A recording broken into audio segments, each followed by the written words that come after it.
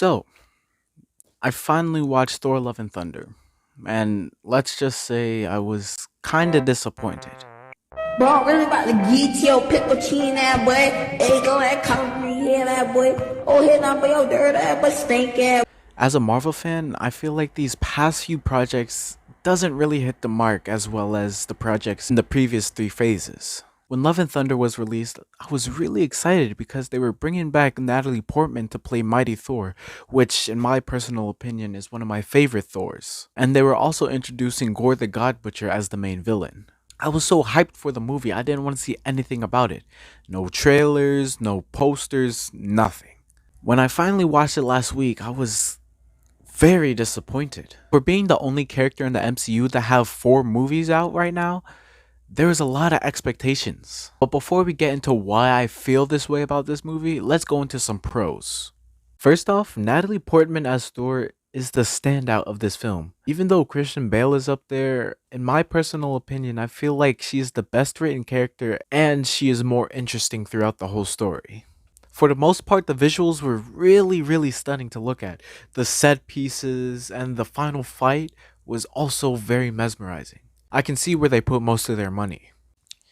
And that's about it for the pros. Because movies aren't just an indicator of a great movie. I feel like my main problem with this movie is Gore. For one, Gore's motive and transformation was just handed to him on a silver platter. The Necrosword is telling him to kill the gods rather than his own will because he was let down by them. His motives also started to change throughout the movie. Like, first he wanted to kill all the gods. Second, he takes the children instead of killing Jane, Valkyrie, or Thor right when he had the chance to. And then he wants to go make a wish to eternity. It just doesn't make any sense. And I feel like making him have a redemption arc at the end of the film just wastes his character completely. Like, sure, I feel bad for him, but he's supposed to be the villain. And Gore the God Butcher wouldn't necessarily have a redemption arc. I feel like Gore as a character is not menacing at all. Not as menacing as he is in the comics. I don't understand why they had to make another Joker replacement.